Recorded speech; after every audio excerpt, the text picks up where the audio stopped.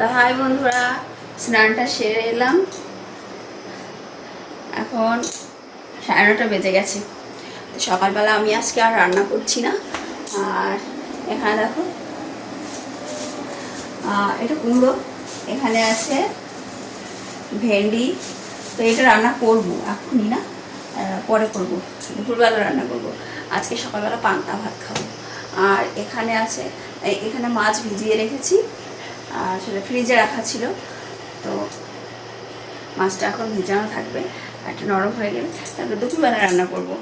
তো আগে থেকে ভিজিয়ে রাখি।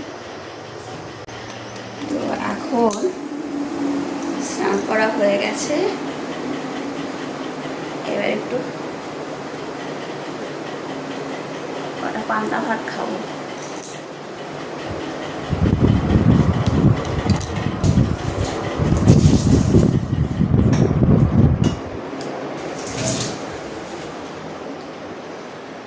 তো এই যে আমি পান্তা ভাত নিয়ে চলে এলাম।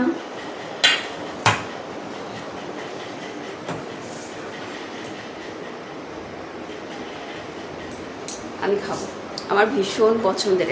আসলে আগে খেতাম না, কিন্তু কিছুদিন ধরে খাচ্ছি। গরম পড়েছে খুব, তো সেই জন্য।